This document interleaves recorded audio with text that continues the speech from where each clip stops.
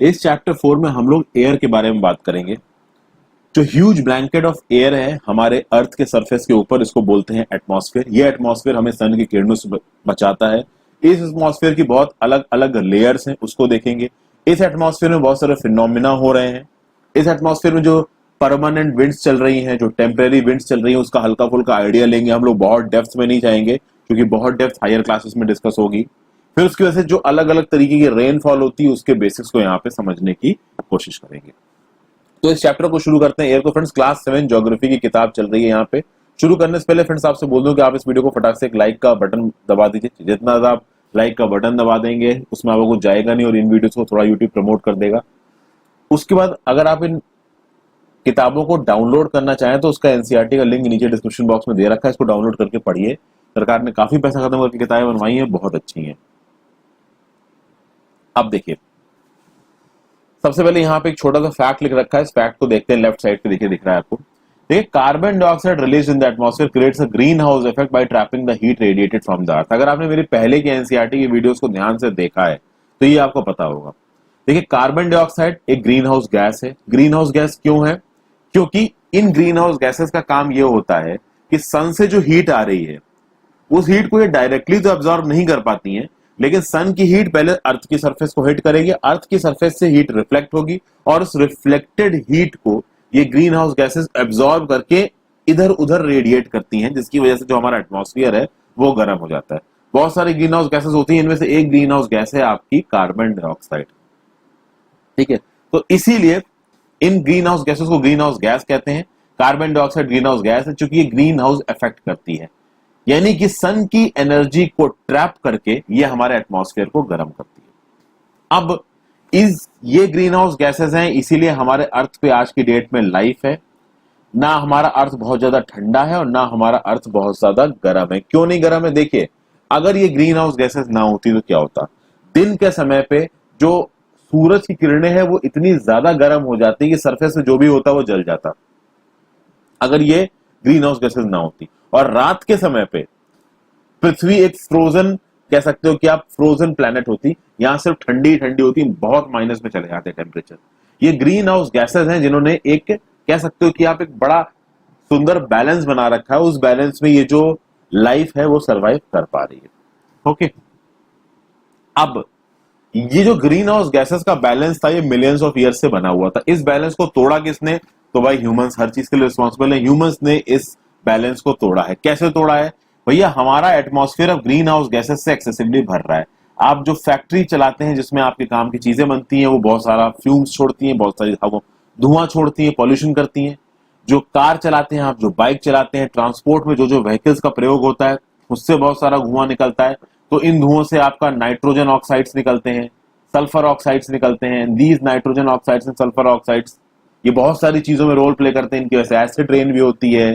कुछ कुछ हद तक ये ग्रीन हाउस इफेक्ट में भी काम वो करते हैं, मतलब अपना योगदान देते हैं। Carbon dioxide is also a potent green house gas. Ozone is a potent green house gas. फिर आपको मैंने SF6, CFC, HFC इनके बारे में पहले बात की है। अगर आपने मेरे पहले की वीडियोस नहीं देखी तो देखते रहिए, धीरे धीरे आपको सब पता चल जाएगा। तो इस वजह से इन गैसेस के एटमॉस्फेयर में ज्यादा बढ़ने की वजह से और हमारी एक्सेसिव कंजम्पशन की जो आदत है उसके चक्कर में जो ज्यादा फैक्ट्रीज ऑपरेट कर रही है उसके चक्कर में ज्यादा धुआं जो एटमॉस्फेयर में जा रहा है उसकी वजह से ग्लोबल वार्मिंग तेजी से बढ़ रही है। ग्लोबल वार्मिंग का फिनोमिना एकदम तेजी से शुरू कब हुआ? जब पहली बार इंडस्ट्रियल रेवोल्यूशन शुरू हुआ इंग्लैंड में। आपके लिए सवाल है, इंडस्ट्रियल रेवोल्यूशन कौन से साल में, या कह सकते हैं कि लगभग किस टाइम पीरियड में शुरू हुआ इंग्लैंड में? कौन से साल को तो नहीं बोलना चाहिए, एग्जैक्ट साल नहीं डिफाइन किया जा सकता है। लगभग किस टाइम पे इंडस्ट्रियल रेवोल्यूशन इंग्लैंड में शुरू किया, ये आप मुझे कमेंट सेक्शन से बताइए। अब देखिए, जब ये ग्लोबल वार्मिंग होगी, हमारे एटमॉस्फेयर का टेम्परेचर बढ़ेगा, तो उस टेम्परेचर के चलते जो हमारे ग्लेशियर्स में बर्फ जमी है वो बर्फ पिघल जाएगी। अगर वो बर्फ पिघल गई तो जो सी लेवल है, समुंदर है, उसमें पानी ज्यादा पहुंच जाएगा, क्योंकि मैंने आपको बताया कि एक साइजेबल अमाउंट ऑफ पानी इन ग्लेशियर्स और स्नो में है। और जब कोस्टल एरियाज भरेंगे, जब ये ओशन में पानी ज्यादा जाएगा तो वो प्लेसेस जो कि बिल्कुल ही पानी से घिरे हुए हैं वो थोड़ा पानी के नीचे जाने लगेंगे। For example Maldives. अब मालदीव्स एक आइलैंड है, आप कह सकते हो कि इट इज एन आर्किपिलाजो। आर्किपिलाजो मतलब ग्रुप ऑफ आइलैंड्स, एक ऐसी कंट्री जो ग्रुप ऑफ आइलैंड्स है। तो वहां पे बहुत सारे आइलैंड डूब जाएंगे इस पानी के लेवल के बढ़ने की वजह से। फिर उस चक्कर में होता क्या है फ्रेंड्स कि जब ये ग्लोबल वार्मिंग होती है, टेम्परेचर बढ़ जाता है, तो एग्रीकल्चर पैटर्न भी बदल जाते हैं। कुछ ऐसी क्रॉप्स होती है जो ज्यादा टेम्परेचर बर्दाश्त नहीं कर सकती, तो मर जाएंगी। तो इस तरीके की चीजें आपको देखने को मिलेंगी। अब हम कंपोजिशन ऑफ द एटमॉस्फेयर को देखते हैं। आपको पता है कि जो हवा हम लेते हैं उस हवा में ऑक्सीजन होती है जो हमें सांस लेने में काम आती है। वैसे तो ब्रीदिंग में पूरी की पूरी एयर लेते हैं, तो जब वो पूरी की पूरी हम एयर लेते हैं तो ना केवल ऑक्सीजन हमारे फेफड़ों में पहुंचती है, नाइट्रोजन भी हमारे फेफड़ों में पहुंचती है। अगर आप देखोगे कि एयर का कंपोजिशन क्या है, एयर में कॉन्स्टिट्यूएंट्स क्या क्या है, तो आपको यहाँ पे इस फिगर में दिख रहे हैं। देखिए नाइट्रोजन 78% है, ऑक्सीजन 21% है, कार्बन डाइऑक्साइड लगभग 0.03% है, आर्गन 0.93% है और बाकी गैसेस 0.04% है। ठीक है, तो कौन कौन सी गैसेस देखिए, carbon dioxide, helium, ozone, argon, hydrogen, ये सब आपकी लेसर क्वांटिटीज में दिखती हैं। बल्क कौन सी है, नाइट्रोजन और ऑक्सीजन। इसके अलावा बहुत सारे टाइनी डस्ट पार्टिकल्स भी हैं जो हवा में हर जगह मौजूद हैं। ये टाइनी डस्ट पार्टिकल्स कुछ जगहों पे बहुत ज्यादा होते हैं, कुछ जगहों पे कम होते हैं। टाइनी डस्ट पार्टिकल्स को देखने के लिए हवा में नॉर्मली वो हमको नजर नहीं आते हैं। इसको देखने के लिए हमने क्लास 6 में एक एक्टिविटी की थी, मोस्ट प्रॉब्ली साइंस की किताब में की थी। अगर आपने मेरी पहले की वीडियोस देखी हैं तो आपको पता चलेगा, समझ में आ गया। तो ये कंपोजिशन में देख लिया। यहां पे हमको एक चीज पता चली कि हवा में जो गैस सबसे ज्यादा है वो है नाइट्रोजन।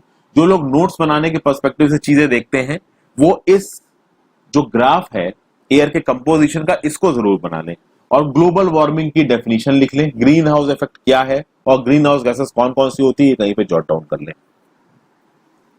उसके आगे नाइट्रोजन सबसे ज्यादा प्लेंटीफुल गैस है। जब हम हवा लेते हैं तो बहुत सारी नाइट्रोजन हमारे लंग्स में भी चली जाती है। बट देखिए दोस्तों, नाइट्रोजन इस फॉर्म में अंदर जाके बहुत ज्यादा नॉन रिएक्टिव होती है, वो हमको किसी भी तरीके का नुकसान नहीं पहुंचाती है, बट वो हमको किसी भी तरीके का फायदा भी नहीं पहुंचाती जब हम एयर ब्रीथ करते हैं।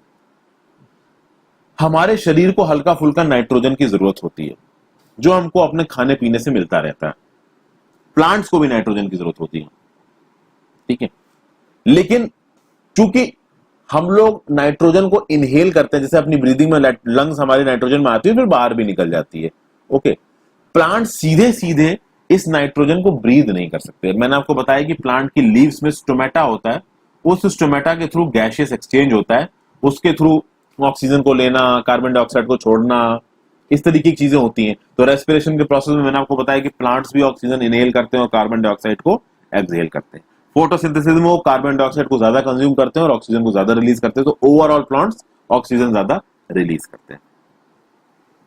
फिर अब हमने देखा कि भाई नाइट्रोजन की रिक्वायरमेंट प्लांट्स को भी है। अब अगर प्लांट्स को नाइट्रोजन की रिक्वायरमेंट है तो वो नाइट्रोजन कैसे लेंगे? डायरेक्ट तो हवा से ले नहीं सकती ब्रीदिंग के प्रोसेस के थ्रू। तो होता ही है कि बैक्टीरिया होता है। मैंने आपको बताया था कि भाई कुछ लेग्यूमिनस प्लांट्स के रूट्स में एक बैक्टीरिया होता है। बैक्टीरिया का नाम क्या था वो मुझे नीचे कमेंट बॉक्स में बताइए। तो ये कुछ बैक्टीरिया आपके सॉइल में रहते हैं और कुछ प्लांट्स के रूट्स में रहते हैं। ये क्या करते हैं कि एटमॉस्फेरिक नाइट्रोजन को यूजेबल फॉर्म में बदलेंगे, और वो कुछ ऐसा यूजेबल फॉर्म होगा जिसको सॉइल के थ्रू आपकी जो प्लांट की रूट्स है वो खींच लेंगे। तो इस तरीके से कुछ प्लांट्स जिनको आप लेग्यूमिनस प्लांट कहते हैं वो नाइट्रोजन फिक्सेशन कर सकते हैं। अगर ऑक्सीजन की बात करें तो oxygen is the second most plentiful gas in the air, ये हमें मालूम है। ह्यूमंस, एनिमल्स सबको ब्रीथ करने के लिए ऑक्सीजन चाहिए। यहाँ की प्लांट्स भी ब्रीथ करने के लिए ऑक्सीजन लेते हैं, और जो ग्रीन प्लांट्स होते हैं वो ऑक्सीजन को रिलीज करते हैं फोटोसिंथेसिस के दौरान।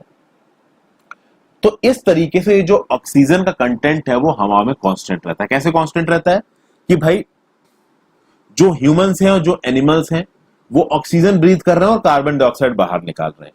इस कार्बन डाइऑक्साइड को फोटोसिंथेसिस के लिए जो प्लांट्स हैं वो अपने अंदर ले रहे हैं। इस कार्बन डाइऑक्साइड का इस्तेमाल करके फोटोसिंथेसिस करके वो अपना खाना बना रहे हैं और ऑक्सीजन को एज अ बाई प्रोडक्ट बाहर निकाल दे रहे हैं। तो एक दो पार्टियां दिख गई हमको। एक तरफ है आपके ह्यूमंस, एनिमल्स जो कि आपकी कार्बन डाइऑक्साइड रिलीज कर रहे हैं। इस कार्बन डाइऑक्साइड को प्लांट्स ले रहे हैं, ट्रीज ले रहे हैं और ऑक्सीजन बना के बाहर निकाल दे रहे हैं। तो एक बैलेंस बना हुआ है इन दोनों एक्टिविटीज की वजह से। ये बैलेंस हम लोग तोड़ देते हैं जब हम पेड़ काटते हैं। जब हम पेड़ काटेंगे तो ऑब्वियस बात है, जितना ज्यादा हम पेड़ काटेंगे उतना ही ज्यादा जो कार्बन डाइऑक्साइड से ऑक्सीजन बनने की प्रक्रिया है वो हो जाएगी धीमी। और जब वो प्रक्रिया हो जाएगी धीमी, ऑब्वियस सी बात है कल की डेट में ऑक्सीजन कम पड़ सकती है जगहों पे। अभी तो खैर उतने बुरे हालात नहीं आए। कार्बन डाइऑक्साइड भी एक बहुत जरूरी गैस है। ग्रीन प्लांट्स कार्बन डाइऑक्साइड का इस्तेमाल करते हैं अपना खाना बनाने के लिए, ऑक्सीजन छोड़ने के लिए। एक बार बता दिया, ह्यूमन एनिमल्स ऑक्सीजन छोड़ते हैं। एक और तरीके से बैलेंस टूटता है। एक तो बैलेंस टूटा आपका कार्बन डाइऑक्साइड और ऑक्सीजन के बनने का, कैसा कि आपने पेड़ ज्यादा काट दिए। दूसरा बैलेंस तब टूटेगा कि जब आपने हद से ज्यादा फॉसिल फ्यूल जला दिए। इंडस्ट्रियल रेवोल्यूशन में यही हुई, हद से ज्यादा इंडस्ट्रियल रेवोल्यूशन में फॉसिल फ्यूल जलाया गया, कोयला जलाया गया, ऑयल जलाया गया, जिससे billions of tons of carbon dioxide atmosphere में एमिट किया गया। जितना ज्यादा कार्बन डाइऑक्साइड ऑक्सीजन में एमिट किया गया, उतना ही इस अर्थ का वेदर और क्लाइमेट खराब हुआ। ठीक है, तो दो रीजंस आप यहां पे अपनी कॉपी में नोट डाउन कर सकते हैं। The balance of carbon dioxide and oxygen in the atmosphere is being disturbed because excessive tree cutting, आप ज्यादा पेड़ काट रहे हैं उसकी वजह से, और दूसरा excessive burning of fossil fuels, जितना ज्यादा आप तेल कोयला जलाओगे उसकी वजह से उतना ही ज्यादा कार्बन डाइऑक्साइड हवा में एमिट होगा। यहां पे एक छोटा सा फन फैक्ट है फ्रेंड्स, जब हवा को गर्म किया जाता है तो हवा एक्सपेंड करती है, जिसकी वजह से वो हल्की होती है और ऊपर जाती है। वहीं पे जो कोल्ड एयर होती है, जब वो ठंडी हो जाती है तो ठंडी होने की वजह से वो भारी हो जाती है, भारी हो जाती है तो नीचे आती है, सिंक डाउन करती है। तो व्हेन हॉट एयर राइजेस, जब हवा ऊपर उठेगी तो नीचे प्रेशर कम होगा, उस प्रेशर को पूरा करने के लिए, भरने के लिए कोल्ड एरियाज आसपास की जगहों से उस प्रेशर को बढ़ने के लिए हवाएं अंदर बह के आएंगी और इस तरीके से एयर सर्कुलेशन होता है। इस प्रोसेस के थ्रू जो हवा बहती है उसको आप विंड भी कहते हो, मूविंग एयर को आप विंड भी कहते हो। एक ना एक फॉर्म में, किसी दूसरे फॉर्म में हम लोग वही चीजें पढ़ रहे हैं जो पिछले कई चैप्टर्स में पढ़ रहे हैं हम लोग। साइंस में भी मैं बात कर चुका हूं, इवन क्लास 6 में मैं इन सारी चीजों की बात in one form of the other कर चुका हूं। अब देखिए, यहाँ पे कुछ ऐसी न्यूज रिपोर्ट्स हैं जिससे आपको पता चल रहा है कि भाई ग्लोबल वार्मिंग बहुत ज्यादा हमारे लिए प्रॉब्लम क्रिएट करने वाली है। अब हम बात करते हैं स्ट्रक्चर ऑफ द एटमॉस्फेयर। देखिए, हमारा एटमॉस्फेयर 5 अलग अलग लेयर्स में डिवाइडेड है, troposphere, stratosphere, mesosphere, thermosphere, exosphere. एक एक करके हम इन सारी लेयर्स को समझेंगे। सबसे नीचे जो लेयर है, पहले इसका डायग्रामेटिक रिप्रेजेंटेशन देख लेते हैं। सबसे नीचे जो आपको लेयर दिख रही है वो दिख रही है ट्रोपोस्फियर।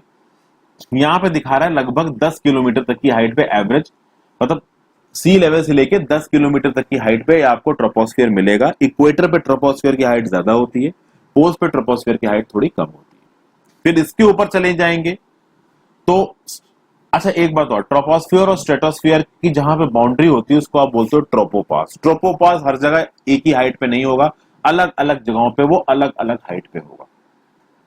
फिर ट्रोपोस्फियर के ऊपर शुरू होगा आपका स्ट्रेटोस्फियर। स्ट्रेटोस्फियर यहां पे देख रहे हैं कि लगभग above the sea surface 45 kilometre तक की हाइट पे जा रहा है।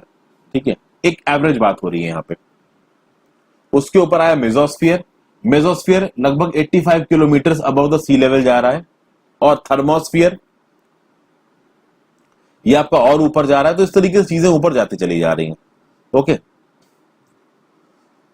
अब इसको एक एक करके चीजों को तोड़ते हैं।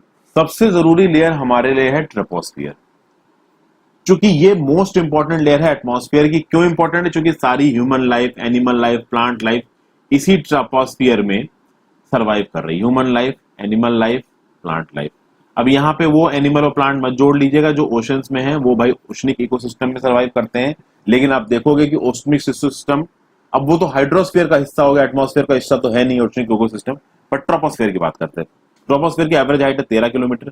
ये हाइट इक्वेटर पे और ट्रॉपिकल रीजन्स पे ज्यादा होती है, पोलर रीजन्स पे कम होती है। इक्वेटोरियल ट्रॉपिकल रीजन्स पे ज्यादा क्यों होती है? क्योंकि वहां पे हीटिंग ज्यादा होती है, हवा ज्यादा ऊपर उठती है, तो एटमॉस्फेयर का प्रेजेंस ज्यादा हाइट तक होगा। सारी ब्रीदिंग यहाँ पे होती है। हर तरीके का वेदर फिनोमिना, जैसे कि बारिश का होना, फॉग, हेल स्टॉर्म, वो सब आपका ट्रोपोस्फियर में होता है।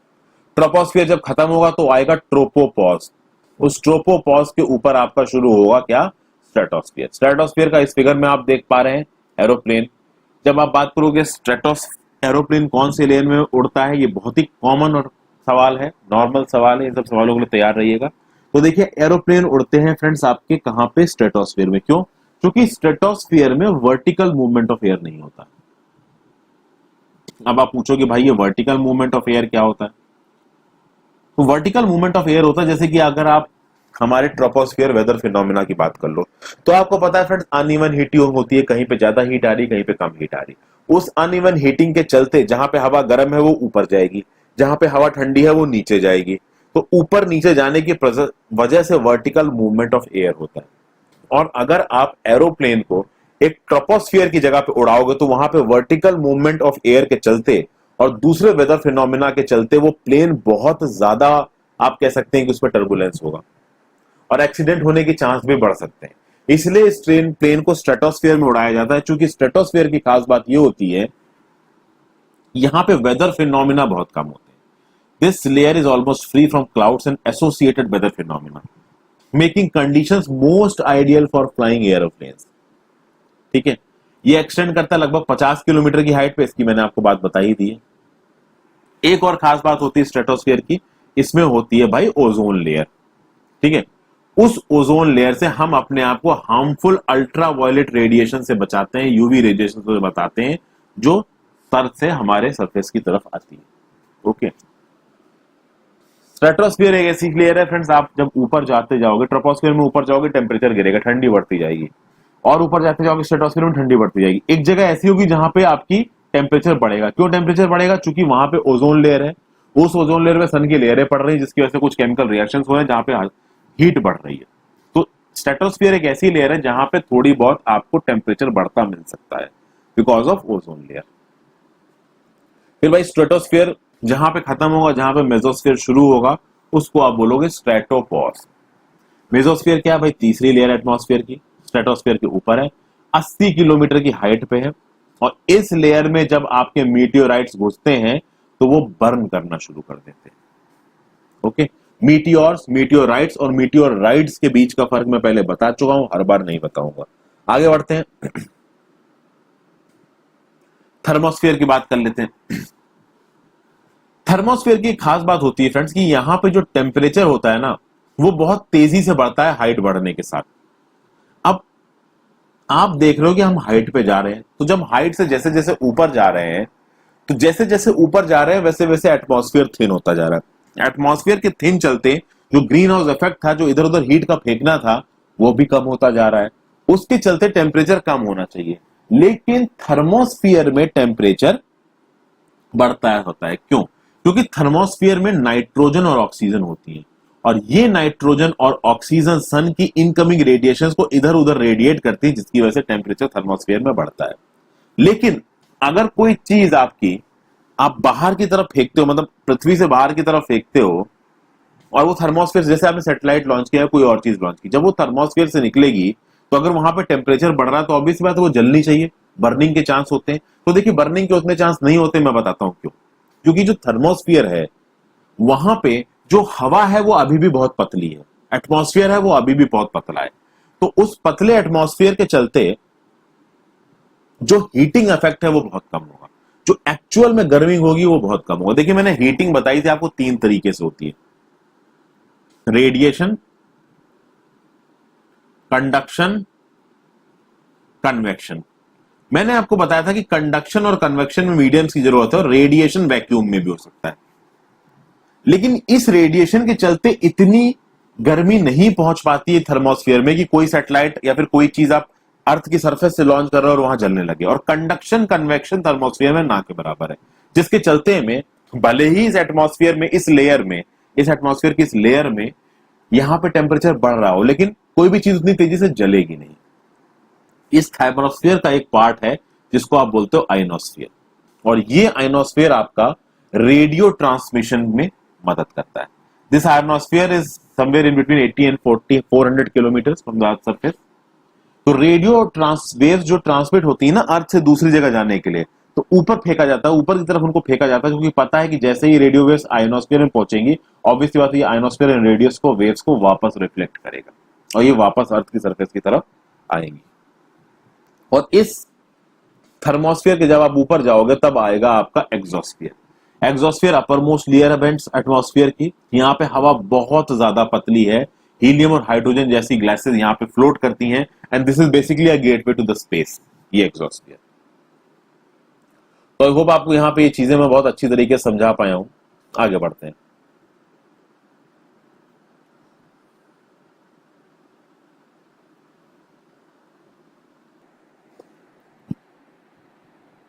अब वेदर और क्लाइमेट की बात करें। देखिए, वेदर और क्लाइमेट के बारे में पहले भी आपसे बात कर चुका हूं। जैसे फॉर एग्जांपल किसी ने पूछा, is it going to rain today, क्या आज धूप निकलेगी, ब्राइट होगा, सनी होगा। कभी कभी वनडे मैच होता है तो सारे फैंस पूछते हैं भैया आज क्या मौसम होने वाला है, कहीं पानी तो नहीं बरस जाएगा। तो यहां पे एक लाइन लिखी हुई, if you imagine our body to be a radio and the mind its speaker whether is something that fiddles with it control knobs. कहने का मतलब यह है कि अगर आप अपने बॉडी को एक रेडियो मान लो और अपने माइंड को स्पीकर मान लो, तो वेदर नॉब है। उस नॉब से आप वॉल्यूम को बढ़ा सकते हो, चैनल बदल सकते हो, अलग अलग चीजों को सुन सकते हो। कहने का मतलब है जैसे जैसे एटमॉस्फेयर में आपका वेदर सुहावना होगा, वैसे वैसे आपका दिमाग का भी माइंडसेट बदलता जाएगा। जैसे कि अगर आप किसी बहुत हॉट एंड ह्यूमिड जगह पे हो जहां पे बहुत ज्यादा टेम्परेचर है, बहुत गर्मी पड़ रही है, बहुत ज्यादा ह्यूमिडिटी है, तो आप इरिटेट होने लगोगे, आपका दिमाग खराब होने लगेगा। अब वो अलग बात है कि भैया इसमें आप टर्म्स एंड कंडीशन लगा दो कि अगर आप अपने घर के अंदर एसी चला के बैठे हो, वो टर्म्स एंड कंडीशन यहां मत लगाइए। ऐसे वेदर में, अगर हॉट एंड ह्यूमिड वेदर में अगर आपको काम करना पड़ता है या घर के बाहर निकलना पड़ता है, आप इरिटेट होते हैं। वहीं पे अगर वेदर सुहावना हो गया, अच्छी हवा चल रही है, धूप चली गई, ऐसा लग रहा है कि पानी बरसने वाला है, तेज हवा चल रही है, ठंडी हवा चल रही है, तो आप एकदम से खुश हो जाओगे और आपको कहेगा कि चलो यार कार निकालते हैं, कहीं घूम के आते हैं। तो भाई वेदर के चेंज होने के साथ साथ आपका दिमाग का माइंडसेट भी चेंज होता है, आपका मूड भी चेंज होता है। तो वेदर भी बहुत तेजी से बदलता है, ड्रामेटिकली चेंज होता है वेदर। आपको मैंने बताया कि एक बहुत ही डायनेमिक इवेंट है, आवर बाय आवर बदल सकता है ये वेदर, डे बाय डे बदल सकता है। तो वेदर हम क्या होता है ये हम पहले बात कर चुके हैं।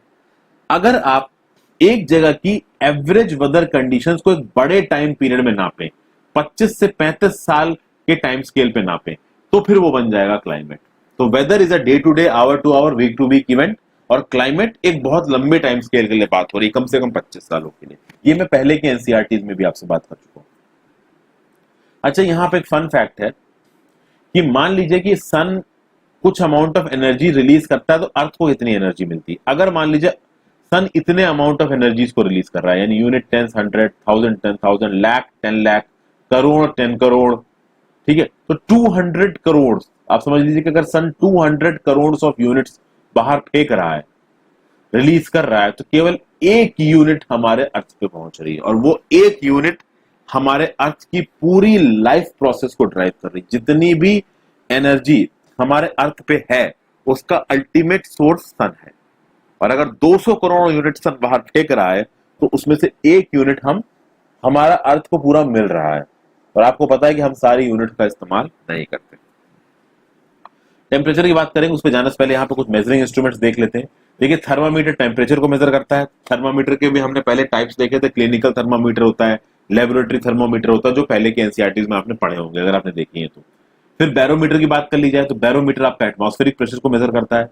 विंड वेन विंड के डायरेक्शन को दिखाता है, और रेन गॉज दिखाता है कि एटमॉस्फेयर में रेनफॉल कितनी हुई एक जगह पे। तो रेन गॉज के ऊपर एक छोटा सा फनल लगा होता है जहां पे पानी इकट्ठा होता रहता है, उस पानी के लेवल से आप बता सकते हो कि भैया कितनी बारिश हुई एक जगह पे। ओके, अब देखते हैं टेम्परेचर।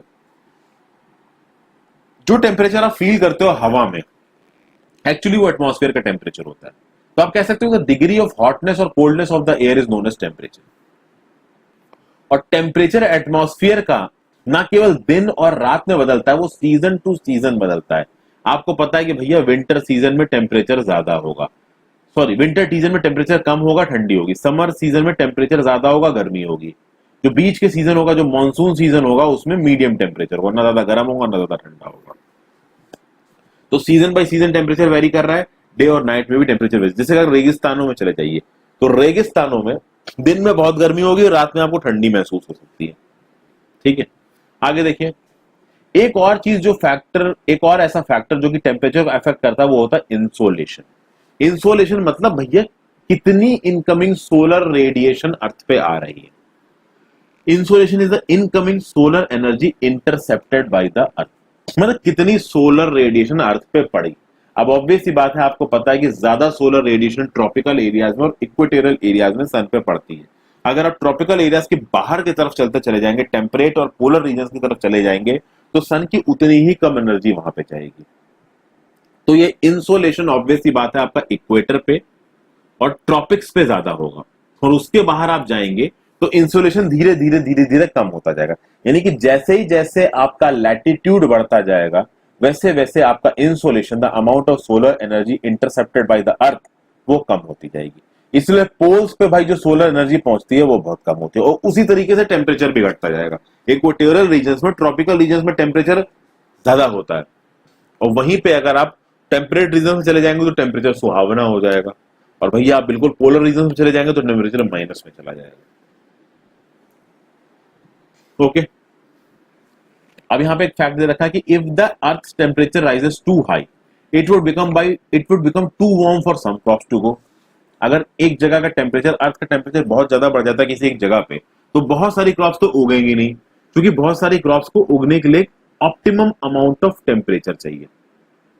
ठीक है, बहुत सारी क्रॉप्स तो टेम्परेचर में बहुत ज्यादा आप कह सकते हो कि रेजिस्टेंट नहीं हो पाते, जैसे कॉटन की क्रॉप है, एक लिमिट से ज्यादा टेम्परेचर बढ़ गया तो ट्रॉपिकल एरियाज में आप कॉटन की क्रॉप नहीं उगा पाओगे। अब वो अलग बात है कि आपको टेम्परेचर रेजिस्टेंट वेराइटी निकाल दो कॉटन की, तो एक अलग चीज है। फिर अगर आप सिटीज के टेम्परेचर की बात करो तो सिटीज का टेम्परेचर भाई विलेजेस के टेम्परेचर से ज्यादा होता है। विलेज आपको नॉर्मल का ठंडे मिलेंगे। इसको मैंने पहले फॉरेस्ट वाली जो एनसीईआरटी की चैप्टर था उस फॉरेस्ट में आपको समझाया था। क्या होता है फॉरेस्ट में? फॉरेस्ट में भैया आसपास स्ट्रीम्स होती हैं, विलेज, वहां पे पेड़ होते हैं, उन पेड़ों से ट्रांसपिरेशन ज्यादा होता है, क्लाउड्स बनते हैं, पानी बरस जाता है, विलेजेस का टेम्परेचर बड़ा सुहावना रहता है। सिटीज का टेम्परेचर उतना ही गर्म रहेगा। क्यों? क्योंकि आज की सिटी बन चुकी है हीट आइलैंड। हीट आइलैंड कैसे बन गई है भैया? वहां पे सीमेंट से, कंक्रीट से बहुत कंस्ट्रक्शन हुआ है, एस्फॉल्ट से रोड बनी है, और ये सीमेंट, कंक्रीट और रोड्स बहुत ज्यादा गर्म होती हैं दिन में, और यही गर्मी है रात में रिलीज करते हैं, जिसके चलते रात में बहुत ज्यादा गर्मी हो जाती है। इसलिए जो सिटीज है वो बहुत गर्म होती है। प्लस भैया सिटी में लंबी लंबी हाई राइज बिल्डिंग है, जितनी ज्यादा बिल्डिंग, जितना ज्यादा कंक्रीट, उतना ज्यादा वो एयर को, वार्म एयर को ट्रैप करेंगी और एयर टेम्परेचर को बढ़ाएंगी। और ये फिनोमेना आपका विलेजेस में नहीं होता है, इसलिए विलेजेस में आपको सुहावना टेम्परेचर मिलेगा। अगर आप टेम्परेचर की मेजरिंग यूनिट की बात करें तो भैया टेम्परेचर की मेजरिंग यूनिट है डिग्री सेल्सियस। इसको इन्वेंट किया था एंडर सेल्सियस, जिनके नाम पे पड़ा है। सेल्सियस स्केल पे पानी बर्फ बन जाएगा 0 डिग्री सेल्सियस पे, और बॉयल करेगा 100 डिग्री सेल्सियस पे। एक और फैक्ट दे रखा है एयर प्रेशर से रिलेटेड, ये फैक्ट यहां लेफ्ट पे देखिए। आपको पता है कि भैया मून पे, चंद्रमा पे कोई हवा नहीं होती, इसलिए वहां पे कोई एयर प्रेशर नहीं होता। जैसे पृथ्वी पे एयर प्रेशर, चंद्रमा पे कोई एयर प्रेशर नहीं है। इसलिए एस्ट्रोनॉट्स को एक स्पेशल प्रोटेक्टिव स्पेस सूट पहन के जाना पड़ता है, और इस स्पेस सूट में हवा बनी रहती है। क्यों हवा होती है? ताकि वो एयर प्रेशर को, हमारे अंदर के एयर प्रेशर को संभाल सके। देखिए हमारी बॉडी को अर्थ में रहने की आदत हो चुकी, तो अर्थ के प्रेशर को काउंटरैक्ट करने के लिए जो हमारा ब्लड है, हमारे ब्लड वेसल्स में, वो रेगुलरली बाहर की तरफ प्रेशर मार रहा है, और हम स्टेबल हैं। अगर हम एकदम से मून पे पहुंच जाएंगे और हमने कोई भी प्रोटेक्टिव गियर नहीं पहना है, तो हमारे जो ब्लड का प्रेशर है वो बाहर की तरफ खींचेगा, और बाहर से कोई प्रेशर है नहीं, तो ब्लड वेसल्स फट सकती हैं, जिसके चक्कर में जो एस्ट्रोनॉट्स हैं उनको खून निकलने लगेगा। इसीलिए उनको प्रोटेक्टिव स्पेस सूट्स पहनने पड़ते हैं, ताकि काउंटर प्रेशर जो कि हमारी ब्लड वेसल्स मारती हैं बाहर की तरफ, उसको बैलेंस करने के लिए उस प्रोटेक्टिव सूट में एयर रहे, ताकि एस्ट्रोनॉट्स ब्लीड ना करें। तो यहां पे चीज समझ में आ गई, एयर प्रेशर। भाई आपको पता है कि हमारे एटमॉस्फेयर में जो प्रेशर है ना, वो हम पे लगातार धक्का मार रहा है। ओके, इसको हम नॉर्मली फील नहीं करते, हम कब फील करते हैं भैया? हवा बहुत तेजी से चलती है और उस हवा के अगेंस्ट में आप चलो तो कभी कभी वो हवा आपको बहुत तेज महसूस होगी। पानी यानी जब बरसता है, एकदम से आंधी आ जाती है, तब तेज हवा आपको महसूस होती है। नॉर्मल केस में भी ये एयर प्रेशर हम पे धक्का मारता है, पर वो धक्का हमें पता चलता नहीं है, क्योंकि हमारे अंदर का जो ब्लड है वो हमारे शरीर पे अंदर से प्रेशर मार रहा है और बाहर के एयर प्रेशर को कॉन्ट्रैक्ट कर रहा है, जैसे कि मैंने अभी आपको बताया। तो आप कह सकते हो कि air pressure is defined as a pressure exerted by the weight of the air on the earth surface. जैसे जैसे आप एटमॉस्फेयर में ऊपर की तरफ जाते जाओगे, ये प्रेशर गिरता जाएगा। एयर प्रेशर हाईएस्ट होता है सी लेवल पे, और कम हो, और जैसे जैसे आपकी हाइट बढ़ेगी एयर प्रेशर कम होगा। क्यों? ऑब्वियसली बात है भाई, नीचे हवा आपकी ज्यादा है, ऊपर जैसे जैसे आप जाते जाओगे वैसे वैसे हवा कम होती जाएगी। जैसे जैसे हवा कम होती जाएगी उसका प्रेशर भी कम होता जाएगा। किसी एक जगह पे एयर प्रेशर कितना होगा, वो वहां पे उसका जो सबसे मेन डिसाइडिंग फैक्टर होगा वो होगा टेम्परेचर। किसी जगह पे टेम्परेचर ज्यादा है तो हवा ज्यादा गर्म हो जाएगी, जब ज्यादा गर्म हो जाएगी वो हल्की हो जाएगी, हल्की हो जाएगी वो ऊपर उठेगी, वहां बन जाएगा एक लो प्रेशर एरिया, क्योंकि वहां की हवा ऊपर उठ गई है। जहां पे टेम्परेचर कम होगा वो जगह हो जाएगी ठंडी, वहां पे हवा नीचे ऊपर ना जाके वहां पे हवा नीचे डिसेंड करेगी, वहां पे प्रेशर ज्यादा होगा। और अगर मान लीजिए किसी जगह पे लो प्रेशर है और पास में एक हाई प्रेशर है, तो इस हाई प्रेशर से लो प्रेशर की तरफ एक हवा चलेगी, इस मूविंग एयर को आप बोलोगे विंड। तो आप समझ सकते हैं कि जहां पे टेम्परेचर कम होगा वहां पे हवा कोल्ड होगी, वो हैवी होगी और हैवी होके नीचे आएगी और हाई प्रेशर एरिया बनाएगी। जहां टेम्परेचर ज्यादा होगा वहां लो प्रेशर एरिया बनेगा और ये एयर मूव करेगी from high pressure areas to low pressure area. इतनी बार अब मैं इन कॉन्सेप्ट्स को बोल गया हूं, अब भी न समझ में आया हो तो बड़ी मुश्किल वाली बात है। पहले के चैप्टर्स में भी बहुत समझाया मैंने। नॉर्मल करके देखा जाए फ्रेंड्स कि एक विंड का डायरेक्शन, एक विंड का नाम किस बेसिस पे पड़ता है? एक विंड का नाम इस बेसिस पे पड़ता है कि वो विंड कहां से आ रही, कौन से डायरेक्शन से आ रही। तो अगर कोई विंड वेस्ट से आ रही है उसका नाम आपने क्या रखा? वेस्टर्ली। अभी वेस्टर्ली, ईस्टर्ली ये सब अभी थोड़ी देर में देखेंगे। तो देखिए विंड का मूवमेंट होता है जब हवा मूव करती from high pressure area to low pressure area, उसको बोलते हैं विंड। ओके, आप विंड का काम कैसे देखोगे? आपके पास जो पेड़ के पत्ते हैं वो एकदम से हिलने लगे, कभी कभी कस के स्टॉर्म आता है तो भैया पूरे पूरे पेड़ उखड़ जाते हैं, कच्चे घर उखड़ जाते हैं। तो आप समझ सकते हैं कि इस सब चीजों में आपको विंड, फिर जब कभी भी अगर आप स्मोक करते हो, वैसे तो करिए मत, किसी और को स्मोक करते देखो या कहीं से धुआं उड़ते देखो, तो आप देखोगे वो स्मोक मूव कर रही है हवा में। तो इससे पता चलता है कि भाई मूविंग एयर है जिसकी वजह से वो स्मोक मूव कर रही है। कभी चलती हुई हवा के अपोजिट डायरेक्शन में आप चलो तो आपको प्रॉब्लम होगी। ये मैंने अभी आपको थोड़ी देर पहले भी बताया। किसी दिन बहुत तेज पानी बरस रहा है या बहुत तेज हवा चल रही है, पूरा पूरा आपका छाता उल्टा हो जाएगा विंडी डे पे। तो इस तरीके के कुछ एग्जांपल्स आपको पता चलता है कि भाई विंड में काफी फोर्स होता है। अब इन विंड के तीन तरीके के क्लासिफिकेशन होते हैं दोस्तों। एक होती है परमानेंट विंड्स, एक होती है सीजनल विंड्स, एक होती है लोकल विंड्स। ठीक है, परमानेंट विंड्स में भैया आपकी आती हैं the trade winds, westerlies, easterlies, ये होती हैं आपकी परमानेंट विंड्स। ये लगातार पूरे साल बहती हैं और एक पर्टिकुलर डायरेक्शन में बहती हैं। देखिए कैसा हो रहा है, बहुत छोटे टाइम में बताऊंगा। इसका जो मेन कंसेप्ट है आप हायर क्लास में समझोगे। इस इक्वेटर पे बहुत ज्यादा गर्मी वाला इफेक्ट होगा। गर्मी वाला इफेक्ट होगा तो गर्मी के चलते यहाँ पे टेम्परेचर ज्यादा होगा, हवा ऊपर उठेगी, हवा ऊपर उठेगी तो लो प्रेशर बेल्ट बनेगी। पोल्स पे सर्दी बहुत ज्यादा होगी, पोल्स पे सर्दी बहुत ज्यादा होगी तो ऑब्वियसली बात है टेम्परेचर कम होगा, हवा यहाँ पे सिंक करेगी तो क्या बनेगी? Higher pressure belt. ठीक है, अब दो प्रेशर बेल्ट तो सीधे सीधे टेम्परेचर के चलते नजर आ रही है। एक तो इक्वेटोरियल लो प्रेशर बेल्ट जो कि आप 0 डिग्री में बन रही है, और जो पोल से बन रही है उसको आपने क्या बोल दिया? हाई प्रेशर बेल्ट बोल दिया। अब इस इक्वेटोरियल लो प्रेशर बेल्ट जो कि इक्वेटर में बन रही है, यहां पे जो हवा कम हुई है उस हवा की भरपूर करने के लिए एक हाई प्रेशर बेल्ट बनेगी यहाँ पे हॉर्स लैटिट्यूड्स पे, जिसको आप बोलते हो हाई सब ट्रॉपिकल हाई प्रेशर बेल्ट। ये आपकी 30 से 35 डिग्री नॉर्थ में बन रही है और ऐसी एक बेल्ट 30 से 35 डिग्री साउथ में बनेगी जिसको आप बोलोगे सब tropical high pressure belt south. तो दो हॉर्स लैटिट्यूड्स बन रहे हैं। तो सब ट्रॉपिकल हाई प्रेशर बेल्ट से भी आपकी हवा चल रही है इस डायरेक्शन में इक्वेटर की तरफ, और सब tropical high pressure belt south से भी हवा कुछ ऐसे चल रही है। यह हवा ऐसे क्यों चल रही है?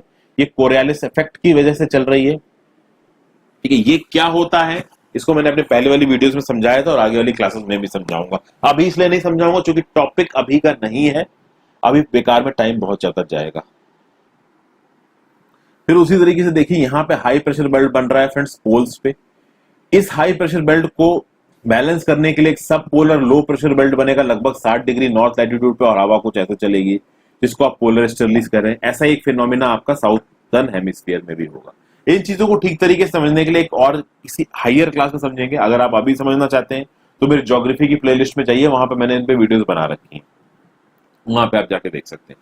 तो ये होती है परमानेंट विंड्स। चूंकि परमानेंट विंड्स क्यों कहते हैं? पूरे साल ये ऐसे ही बहती है। एक होती है सीजनल विंड्स। हमारे मानसून के समय पे जो विंड्स आती हैं वो होती है सीजनल विंड। जैसे मान लीजिए ये हमारा इंडियन पेनिनसुला है, तो इस तरीके से विंड स्ट्राइक करती है साउथ वेस्ट मानसून के दौरान, और जब साउथ वेस्ट मानसून चला जाता है तो फिर विंड्स इस तरीके से बहती हैं।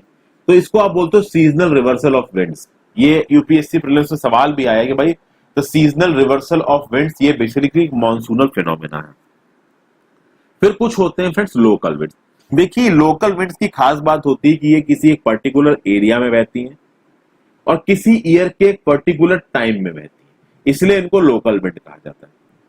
अब लोकल विंड का एक एग्जांपल फ्रेंड्स आपका लैंड ब्रीज भी है और सी ब्रीज भी है। लैंड ब्रीज और सी ब्रीज को मैंने पहले के चैप्टर में बहुत तरीके से क्लियर किया है, तो यहां दोबारा रिपीट नहीं करूंगा। तो land breeze and sea breeze are local winds. ये आपको एक कोस्टल एरियाज में मिल जाएंगी। उसी तरीके से लू की बात कर लीजिए, तो भाई गर्मी के महीने में इंडिया, पाकिस्तान, इसके डिजर्ट इलाके में और जो हमारे नॉर्दर्न स्टेट्स हैं, पाकिस्तान की कई प्रोविंसेस में गर्म हवा चलती है जिसको आप बोलते हो लू। ये मई जून के समय पे चलती है और बड़ी जबरदस्त गर्मी करती है ये। तो उसी तरीके से दुनिया भर में और ऐसी बहुत सी लोकल विंड्स है, जैसे कि चिनूक है, सिरोको है, फोएन है, इस तरीके की बहुत सी लोकल विंड्स हैं जिनको मैंने अपने चैनल पे ऑलरेडी पढ़ा रखा है। आगे इनमें भी बताऊंगा, जैसे जैसे टॉपिक्स का समय आएगा वैसे वैसे सारे टॉपिक्स हम लोग कवर करेंगे। फिर साइक्लोन की बात करते हैं। साइक्लोन की बात भी मैंने पहले एनसीईआरटी में करी है, नेचर्स थ्योरी। तो यहाँ पे एक छोटा सा फैक्ट दे रखा है, हालांकि इस फैक्ट की कई सारी चीजें मैं पहले भी डिस्कस कर चुका हूं, पर चूंकि इस किताब में है तो एक बार और डिस्कस करते हैं। तो ओडिशा हमारे इंडिया के ईस्टर्न कोस्ट पे है, साइक्लोन प्रोन है। तो आपको पता है फ्रेंड्स, बहुत सारे साइक्लोन बे ऑफ बंगाल में ओरिजिनेट होते हैं। तो 17 से 18 अक्टूबर 1999 को एक साइक्लोन ने हिट किया उड़ीसा के 5 डिस्ट्रिक्ट्स को।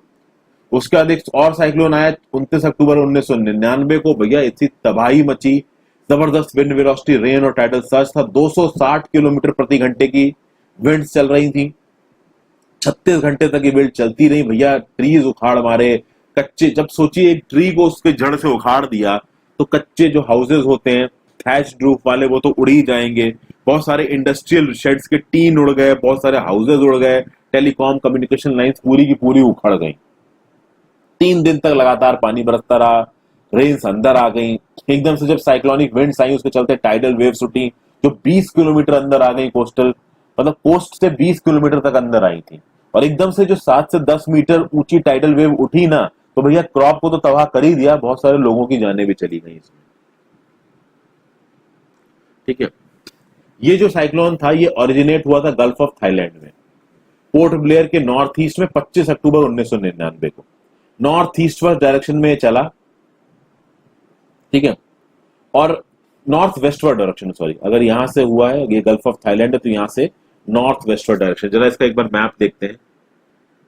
ये देखिए, ये है gulf of Thailand friends. Gulf of Thailand किस किस से बाउंड्री बना रहा है? थाईलैंड से तो बाउंड्री बना ही रहा है, कंबोडिया से भी बाउंड्री बना रहा है, वियतनाम से भी बाउंड्री बना रहा है। और यहाँ पे ओरिजिनेट होके, इस लाल वाले साइन से ओरिजिनेट होके फिर ये नॉर्थ वेस्टवर्ड चला और फाइनली कई दिनों बाद ये पहुंचा भैया उड़ीसा।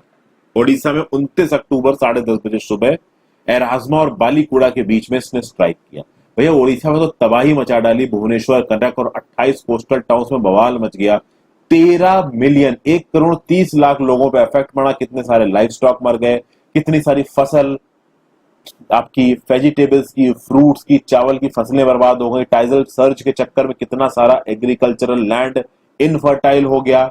बहुत सारे साल, टीक, बैम्बू के ट्रीज उखड़ गए। पैरादीप और कोनार के बीच में जो मैंग्रोव फॉरेस्ट थे वो गायब हो गए। तब एकदम बर्बादी सी मच गई।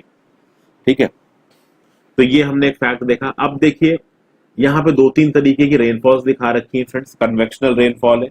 इस कन्वेक्शनल रेनफॉल में क्या हो रहा है कि भाई पानी एक जगह से इवेपोरेट हो रहा है, इवेपोरेट होकर ऊपर गया, जब एक लिमिट से ऊपर पहुंचा तो ठंडे होने की वजह से फिर वो क्लाउड में कन्वर्ट हो गया।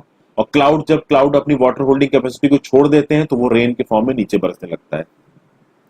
तो उसको बोलते हैं कन्वेक्शनल रेनफॉल, कि वाटर से पानी ऊपर उठा और पानी ऊपर उठने की के साथ साथ ऊपर जाके वो क्लाउड्स में कन्वर्ट हुआ और फिर वो क्लाउड्स जब पानी में फिर से चेंज होंगे, पानी नीचे बरस जाएगा। तो ये तो हो गया अभी कन्वेक्शनल रेनफॉल। ओरोग्राफिक रेनफॉल कहां होती है? ओरोग्राफिक रेनफॉल माउंटेनियस रीजन्स में ज्यादा होती है दोस्तों। क्या होता है कि ये मॉइस्ट एयर है, अब ये पहाड़ पे क्लाइंब कर रही है। अब ये मॉइस्ट एयर एक लिमिट तक पहाड़ पे क्लाइंब करेगी, एक लिमिट के ऊपर जाने के बाद ये अपने आप को क्लाउड्स के फॉर्म में हल्का फुल्का कन्वर्ट करेगी और पानी बरसाना शुरू कर देगी। आप कह सकते हैं दोस्तों कि ये कुछ आपका उस तरीके से, जैसे कि आपके जो वेस्टर्न कोस्ट पे, जब वेस्टर्न घाट्स पे जो पानी ज्यादा बरसता है ना साउथ वेस्ट मानसून के दौरान, आपको पता है साउथ वेस्ट मानसून में हमारे देश के वेस्टर्न एज पे बहुत ज्यादा विंड्स स्ट्राइक करती हैं। और ये विंड्स जब वेस्टर्न एज पे स्ट्राइक करेगी, यहाँ बहुत सारे वेस्टर्न घाट्स हैं, अब ये जब विंड्स वेस्टर्न घाट पे राइज करेंगी ना एक बहुत हैवी अमाउंट में, तो स्लोली स्लोली क्लाउड का फॉर्मेशन होगा। एक समय पे क्लाउड्स इतने ज्यादा फॉर्म हो जाएंगे ना कि भाई वो फूट के पानी बरसना शुरू कर देंगे। तो इस तरीके से आपकी होती है ओरोग्राफिक रेनफॉल। और एक होती है आपकी साइक्लोनिक रेनफॉल। साइक्लोनिक रेनफॉल में पता है कि फ्रेंड्स एक लो प्रेशर एरिया बनता है, उसको आई बोलते हैं। उस आई के चारों तरफ विंड्स घूमती है। नॉर्दर्न हेमिस्फीयर में विंड्स एंटी क्लॉकवाइज डायरेक्शन में घूमती है। और ये विंड्स देखिए नीचे से शुरू होंगी, ठीक है, नीचे से शुरू होंगे, वो ऊपर की तरफ विरल करते हुए जाएंगे। अब जैसे अब जो साइक्लोन होता है वो सिर्फ नीचे से ना होता है, वो भैया बहुत हाइट तक होता है। तो जैसे जैसे ये विंड एंटी क्लॉकवाइज डायरेक्शन में घूम के ऊपर की तरफ जा रही, जैसे जैसे ऊपर की तरफ जा रही है वैसे वैसे टेम्परेचर गिर रहा है, टेम्परेचर गिर रहा है, ये विंड्स क्लाउड फॉर्मेशन करेंगी, पानी बरसने लगेगा। अच्छा, साइक्लोन में पानी बरसने का जो प्रोसेस होता है वो और ट्रिकी होता है। ऐसा होता है कि दो साइड से विंड भैया गर्म होती है और दो साइड से विंड जो घूम रही होती है वो ठंडी होती है। उसके चक्कर में कॉम्प्लेक्स सा फिनोमिना बनता है और क्लाउड फॉर्मेशन होता है। उस क्लाउड फॉर्मेशन के चलते पानी बरसता है। बस फिलहाल के लिए आप ये समझ लीजिए कि साइक्लोन बनेगा, विंड्स नॉर्दर्न हेमिस्फीयर में एंटी क्लॉकवाइज घूम रही हैं, वो एंटी क्लॉकवाइज घूमने के साथ साथ ऊपर भी जा रही है, जितना वो ऊपर जा रही है उतना वो ठंडी हो रही है, ठंडी के चलते आपके क्लाउड्स बन रहे हैं। क्लाउड्स जब अपना प्रेसिपिटेशन शुरू कर देंगे, जो कि वो कर ही देंगे, तो पानी बरसने लगेगा आपका साइक्लोन में। और जैसा कि मैंने आपको साइक्लोन में बताया है, साइक्लोन अपनी एनर्जी समुद्र से उठाता है। जैसे पानी का सप्लाई कट होगा वैसे वैसे साइक्लोन की जो ताकत है वो कम होती जाएगी। मॉइस्चर की बात करते हैं फ्रेंड्स। पानी लैंड से इवेपोरेट होता है, डिफरेंट वाटर बॉडी से इवेपोरेट होता है, वो ऊपर जाके वाटर वेपर बनता है। तो किसी एक जगह पे हवा में कितना पानी है, कितना मॉइस्चर है, उसको आप बोलते हैं ह्यूमिडिटी। मतलब कि एक हवा ने अपने अंदर कितने पानी को होल्ड कर रखा है, that is known as humidity, the amount of water vapour it is holded. अगर तो हवा पानी से भरी हुई है तो भाई ह्यूमिडिटी होगी ज्यादा, उसको आप बोलोगे ह्यूमिड डे। जितनी ज्यादा हवा गर्म होगी उतनी ही ज्यादा उसकी पानी वाटर वेपर को पकड़ने की कैपेसिटी ज्यादा होगी, उतनी ज्यादा वो ह्यूमिड हो सकती है। और जब हवा ह्यूमिड होगी आपको बहुत इरिटेट करेगी। क्योंकि क्या होता है, आपके बॉडी को कूलिंग इफेक्ट कैसे मिलता है, आपकी बॉडी से मान लीजिए पसीना निकल रहा है और हवा बही, अब उस हवा में ह्यूमिडिटी नहीं है, वाटर वेपर मॉइस्चर का जो कंटेंट है वो कम है, तो वो हवा मॉइस्चर आपके शरीर से आराम से उठा लेगी। और जब वो हवा मॉइस्चर आपके शरीर से आराम से उठा लेगी तो आपको कूलिंग इफेक्ट मिलेगा। लेकिन वो तब होगा जब आसपास की हवा आपकी ड्राई हो, ह्यूमिड ज्यादा ना हो।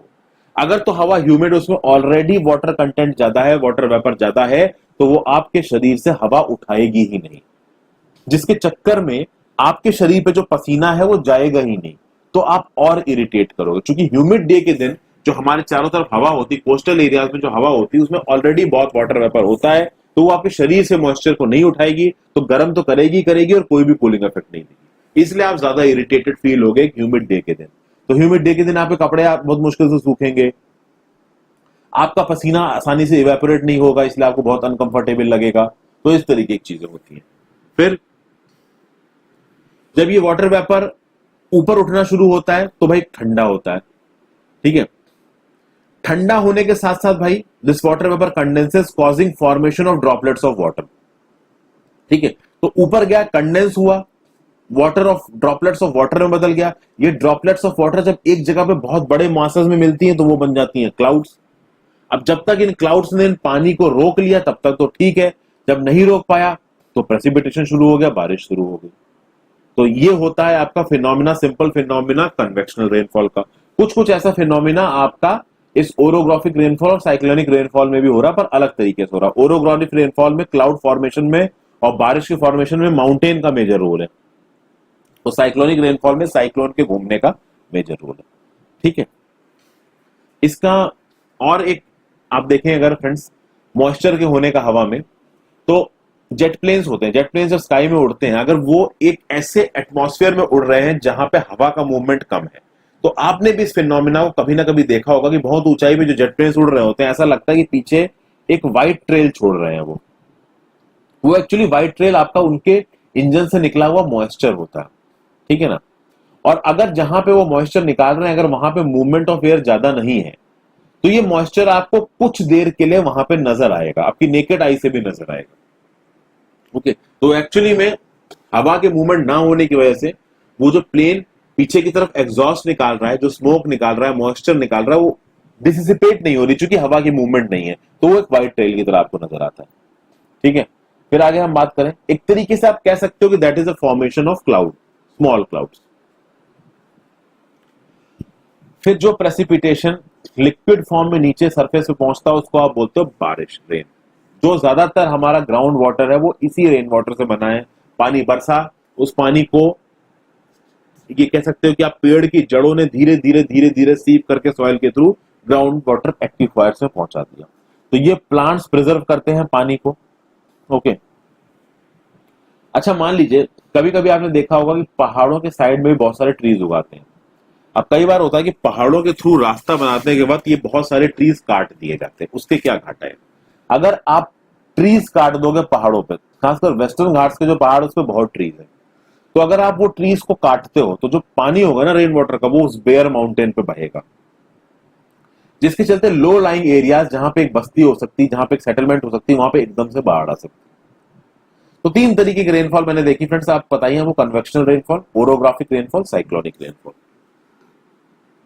तीनों के मैकेनिज्म आपको बेसिक में मैंने समझाए हैं। कुछ और तरीके के प्रेसिपिटेशन भी होते हैं, हेल, स्नो, शीट।